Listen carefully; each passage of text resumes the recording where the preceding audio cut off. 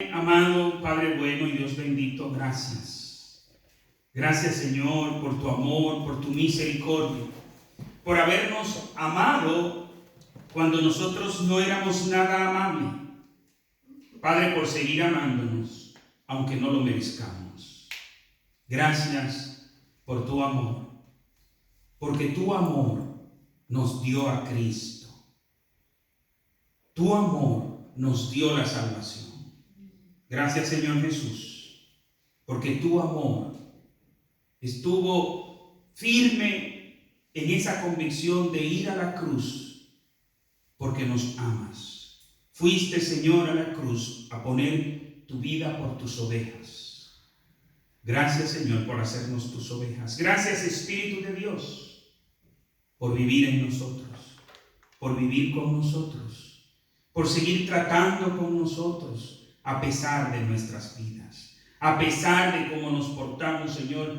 Gracias, porque sigues con nosotros. Padre Celestial, y como tus hijos, venimos delante de ti a suplicarte que hables a nuestras vidas conforme a tu palabra. Guíanos, Dios.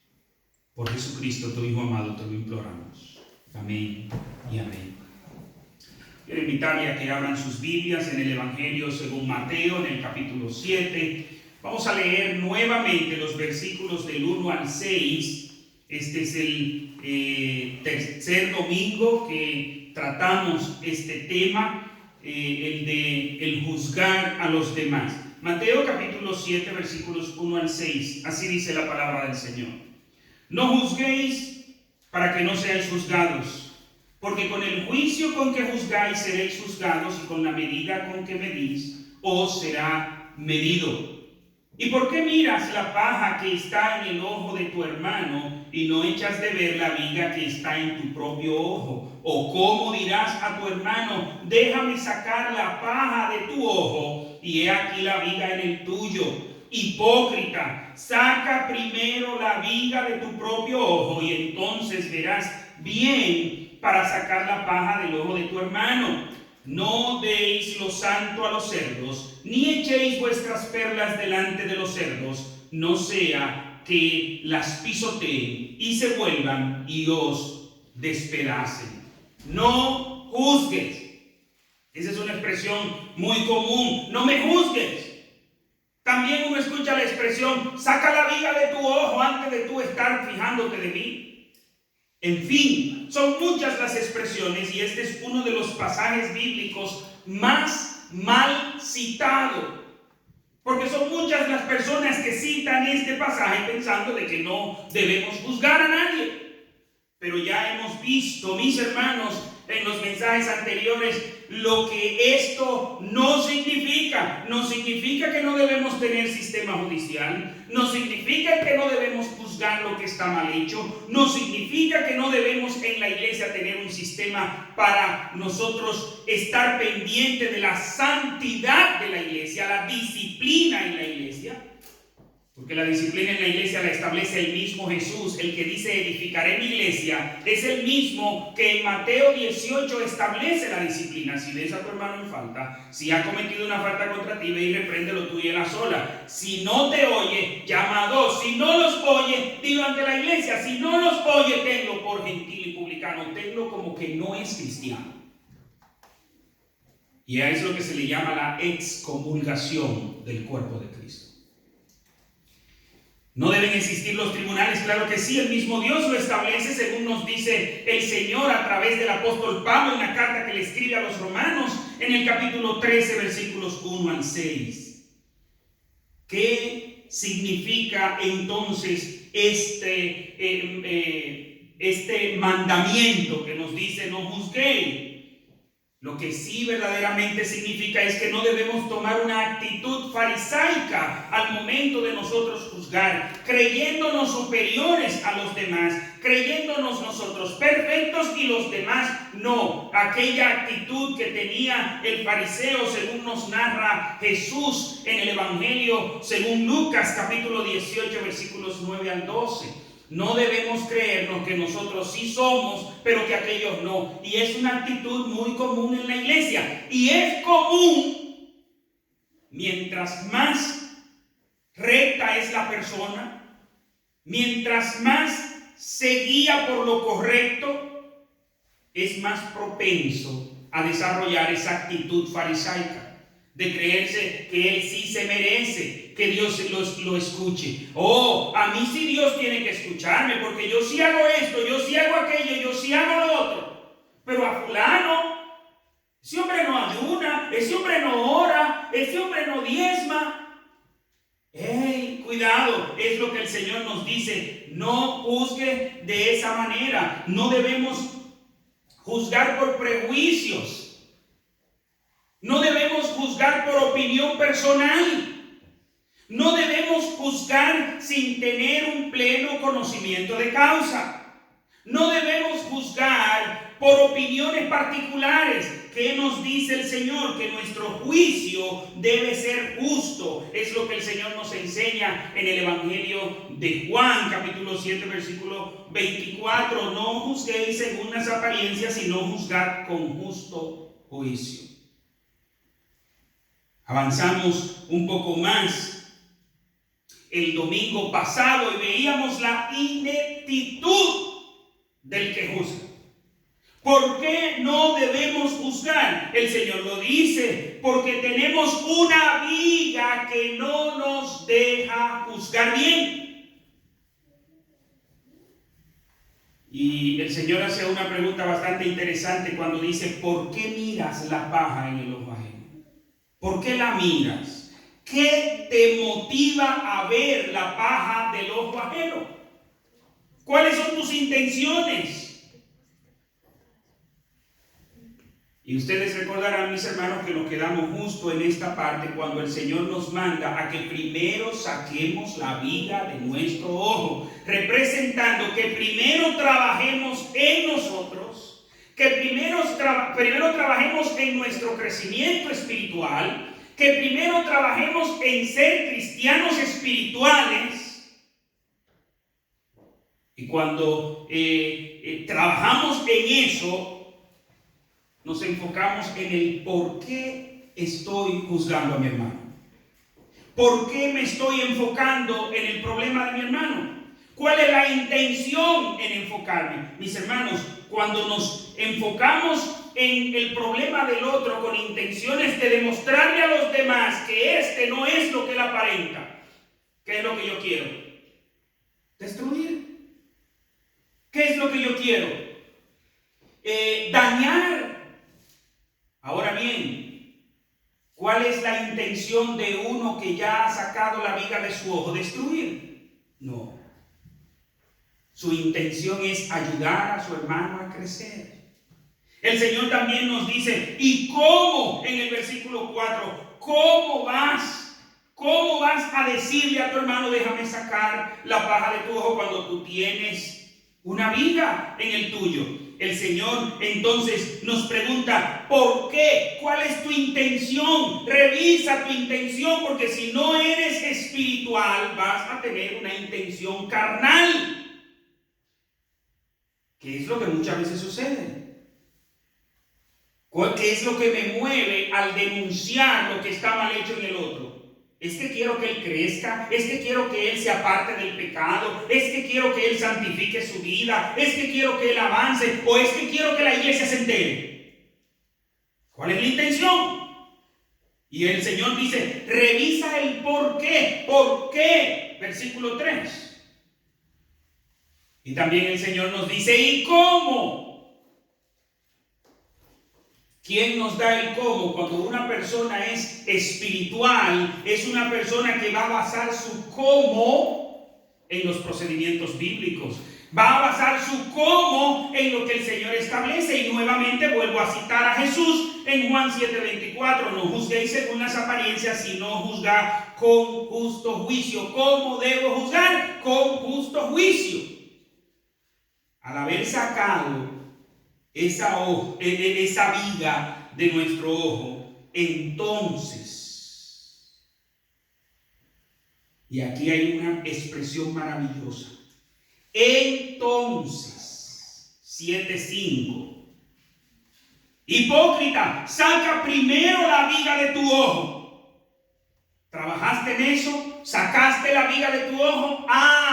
Entonces, porque vuelvo a repetir, esta expresión que muchas veces uno escucha a algunas personas decir, a mí mismo me lo han dicho, porque cuando uno, y aprovecho para pedir una oración que pedía el pastor Sugel Michelén predicando precisamente de este pasaje, que le decía a su iglesia, hermanos, oren por sus pastores cuando tenemos que confrontar a alguien, porque esa es nuestra responsabilidad, es nuestra obligación. Y asimismo yo pido la oración, oren por mí cuando tengo que confrontar a alguien. ¿Saben por qué? Porque son muchas las veces que a uno se le tilda de ser, hipócrita, saca la viga de tu ojo. A mí me lo han dicho, señores. Usted ve que los hermanos tratan al pastor como sacrosanto cuando el pastor le está agradando, pero tan pronto el pastor tocó mis intereses, él se cree. Hermanos, todavía hoy por hoy hay hermanos que lo desafían a usted.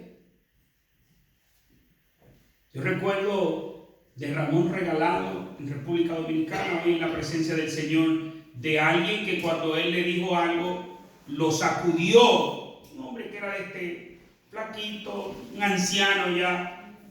Le dijo, te diste cuenta que eres más fuerte que yo. Pero eso no cambia la realidad de lo que yo te estoy diciendo. Usted quiere ver cómo el pastor eso es lo mejor que hay siempre y cuando le esté sirviendo a mi familia, me esté agradando en lo que yo quiero, pero el día que mis intereses están en contra de la posición del pastor, yo no sé qué es lo que él se cree. Y vuelvo a repetir, el Señor dice, saca la viga de tu ojo. Primero saca la viga de tu ojo y después, y entonces. No quiere decir de que nunca hagas nada. Eso no es lo que dice el Señor. Pero hay algunos que siempre que dicen, saca la viga de tu ojo, es como quien dice, no me juzgues. Como que nunca se puede juzgar. Sí. ¿Acaso no nos manda la Biblia? Vamos a encontrar en múltiples pasajes bíblicos, en el Nuevo Testamento, en el Antiguo Testamento, cómo el Señor establece que debemos juzgar. Debemos. Y Dios ha establecido personas. Lamentablemente, para algunos, la posición pastoral tiene que juzgar. Y no solo el pastor, hay ancianos, hay líderes en la iglesia. Cuando dice, si tú ves a tu hermano en falta, llámale tú y él a solas. Si no, busca a dos. La palabra que se ocupa allí no es a dos cualquiera, es a dos ancianos, a dos líderes de la iglesia. Personas que por su madurez van a buscar el interés de sanar esa situación de pecado, de solucionar esa situación de pecado. Y mis hermanos, qué difícil es cuando usted tiene que confrontar a alguien en pecado. Porque precisamente el que está en pecado y el que se complace en el pecado desarrolla una actitud carnal al momento de ser confrontado. Aunque después se arrepienta, aunque después diga, mire, sí, óigame, qué mal estaba, muchas gracias por haberme dicho. Pero en el momento, muchos se airan. Pero entonces, por eso es que necesitamos haber hecho ese proceso espiritual, haber sacado esa vida. ¿Por qué? Porque en el proceso de nosotros sacar nuestra vida nos damos cuenta lo pernicioso que es el pecado, nos damos cuenta lo difícil que es el pecado, nos damos cuenta de la batalla que nosotros tuvimos que librar contra el pecado. Y ahora a este hermano que está incómodo conmigo, yo lo sigo mirando con amor, lo sigo mirando con aprecio, porque yo estuve ahí. Yo sé el proceso que él está viviendo, que ella está viviendo, y por tal razón, aunque me juzgue mal, aunque me insulte y me maltrate, lo voy a seguir viendo con amor. ¿Por qué? Porque yo sé que esa es parte del proceso del pecado. Voy a seguir orando por él, voy a seguir orando por ella, para que Dios trate con ella, para que Dios trate con él.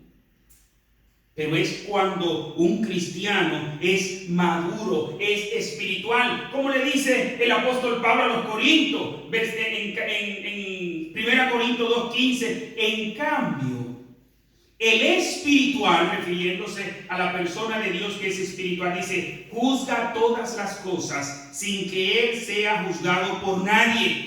¿Qué quiere decir esto? Yo soy espiritual porque yo estoy en tal posición en la iglesia y por tal razón nadie me puede juzgar. No es la posición eclesiástica la que nos da madurez espiritual. No. Usted puede encontrar, de hecho, suceden en muchas ocasiones y más de la que nosotros quisiéramos que sucedieran, que personas carnales están ocupando posiciones altas en la iglesia. Usted me va a decir a mí que cuando un pastor es descubierto en tantas y tantas barbaridades, usted me va a decir a mí que porque él era pastor, que por la posición que tenía era espiritual. No necesariamente. ¿No era acaso un carnal? Aún haya sido espiritual en algún momento, en el momento en que estaba haciendo esas alimañas, esas barbaridades, era un carnal. Por tal razón, no nos guiemos de posición. En ningún lugar la Biblia dice, por la posición lo conoceréis, por sus frutos. Por sus frutos. Y por eso dice el Señor a través del apóstol Pablo en 1 Corintios 2:15 que el que es espiritual, el espiritual juzga todas las cosas. Pero ¿cómo las juzga? ¿Carnalmente? No, porque entonces no es espiritual. El espiritual juzga las cosas de manera espiritual, él se conduce de manera espiritual y como se conduce de manera espiritual es una persona que no es juzgada por nadie. Pero ojo con esto, el Señor no está diciendo ahí que es una persona perfecta, no está diciendo que es una persona que no comete errores. Esa persona puede cometer errores. De hecho, le garantizo que la va a cometer porque, como dijo el filósofo, errar humano es. Los seres humanos cometemos errores. Pero ¿cuál es la diferencia? Y es que no peca, es perfecto. Sí peca. Porque la clave no está en no pecar. Bueno, ese es el llamado que tenemos a no pecar. Es cuál es la actitud que tomamos después que pecamos. Por eso el espiritual ni siquiera es juzgado por otro. ¿Sabe por qué? Porque cuando él peca, él mismo confiesa el pecado, él mismo se da el tratamiento automáticamente. Tan pronto el Espíritu Santo lo reprende, esa persona admite y pide perdón y se aparta. No necesita llegar al proceso de que lo juzgue. Entonces, mis hermanos, vuelvo a repetir, si se llega a un nivel donde usted tiene la capacidad de juzgar al otro, ¿por qué? Porque usted se está conduciendo de manera espiritual, entonces verás bien y verás tan bien que podrás sacar una mota de polvo en el ojo ajeno.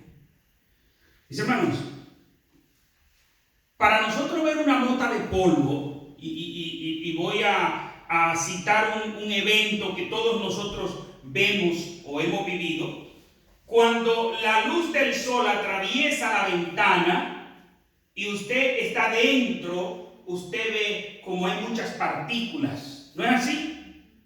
Que si usted no la ve de esa manera, usted no la percibe a simple vista. Necesita mucha luz para poder ver esas partículas. Esas son las motas de polvo. A eso es que el Señor se refiere. Cuando tú crezcas espiritualmente, cuando tú hayas trabajado en crecer espiritualmente, podrás ver tan bien, que hasta esas percatas minutas las vas a percibir. Yo recuerdo un caso, y no me quiero plantear como que yo esté ahí, ¿no? Pero recuerdo de un caso que llego a la casa de un amigo mío y escucho cuando dice, sí, mátalo, mátalo. Y yo lo miro y me dice, no, pero es una película. Le digo, sí, pero tu alma se estaba deleitando en que mataran a ese hombre. Y dice, sí, pero eso no es nada. Me invitó otra persona luego a ver una película y de manera burlona, yo estoy hablando de cristianos, y de manera burlona me dice, ¿a que tú le vas a encontrar defecto a esta película? Digo, ¿cómo se llama? Maléfica. Digo, buena no puede ser. Buena no puede ser. Y sucede que en esa película los buenos son los demonios y los malos son los seres humanos.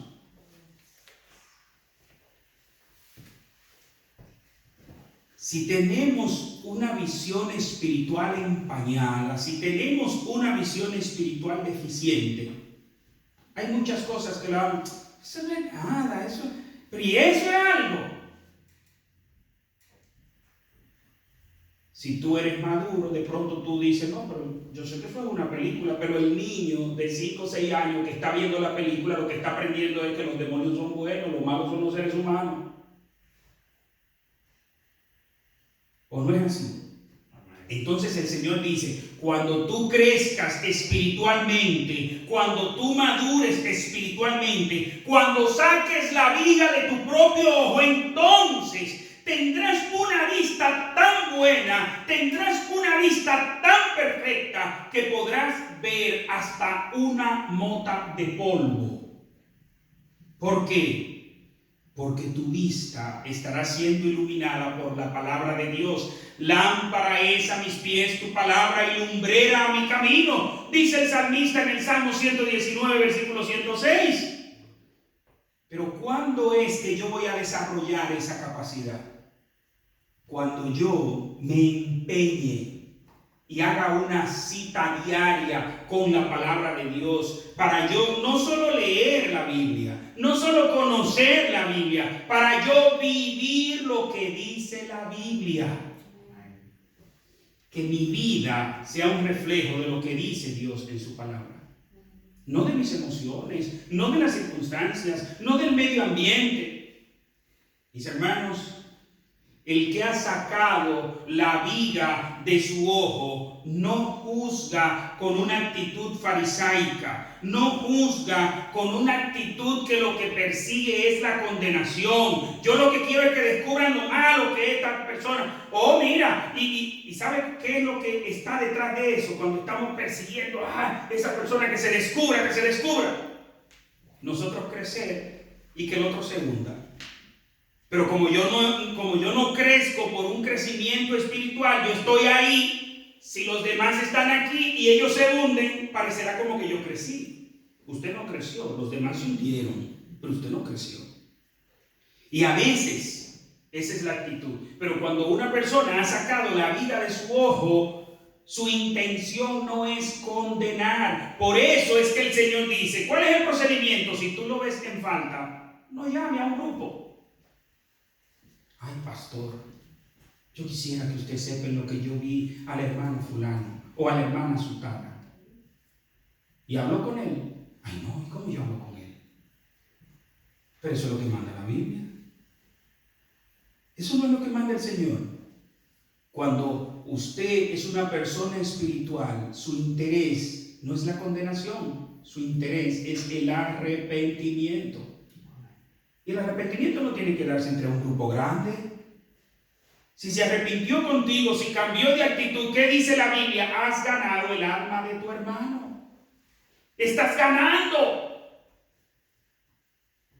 Debemos juzgar con el propósito de ayudar al otro a que pueda enmendar sus errores, que pueda crecer espiritualmente, que pueda avanzar en su relación con Dios y alejarse del pecado. Esa es la actitud de quien ha sacado la viga de su ojo. Quien ha sacado la viga de su ojo, el propósito principal al juzgar no es un juicio que condena, sino un juicio de conversión, un juicio que busca que el otro crezca. Es un juicio que busque el avance del otro en su relación con Dios. Es un juicio que busca que el otro se aparte del pecado y se acerque a Dios, se acerque a la santidad.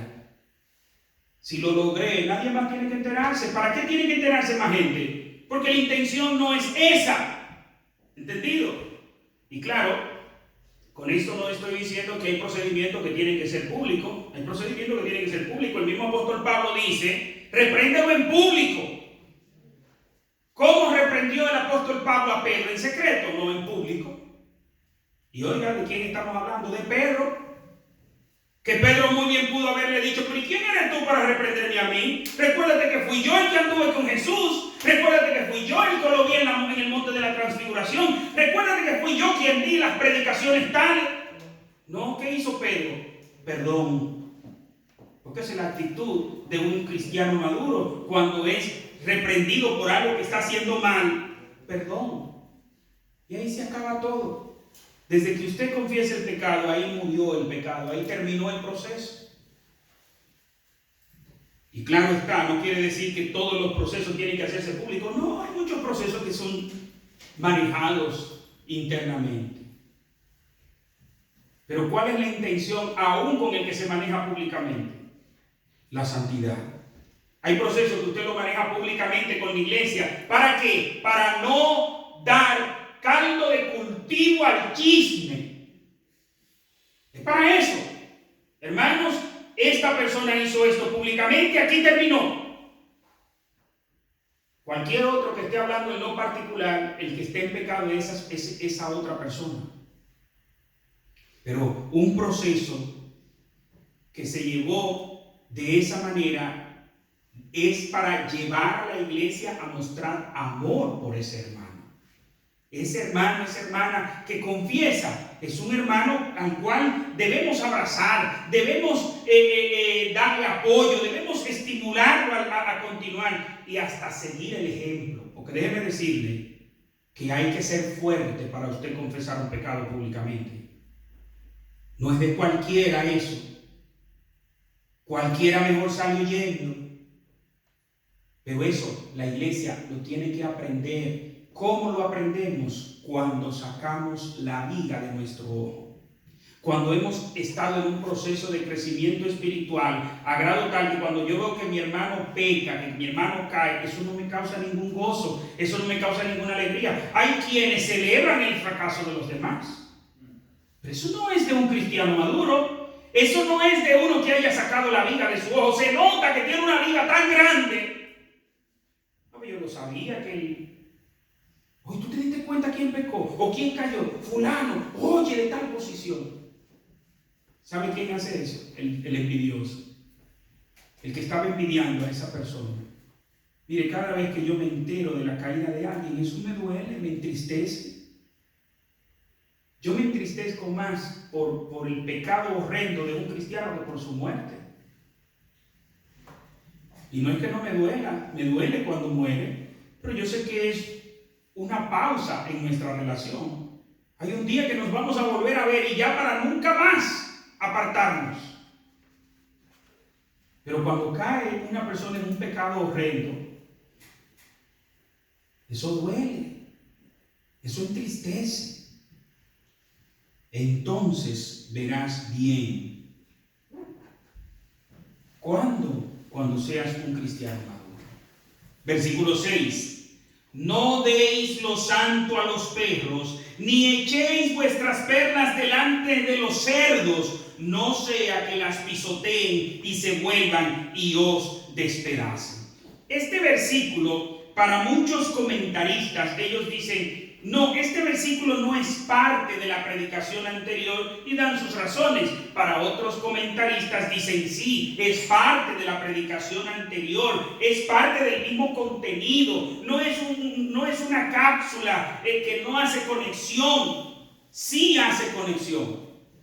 Y estoy con esos comentaristas de que establecen que sí hay una conexión. ¿Y cuál es la conexión? En los versículos 1 al 5, el Señor está tratando el procedimiento de juzgar a tu hermano. ¿No es eso lo que dice en los versículos anteriores?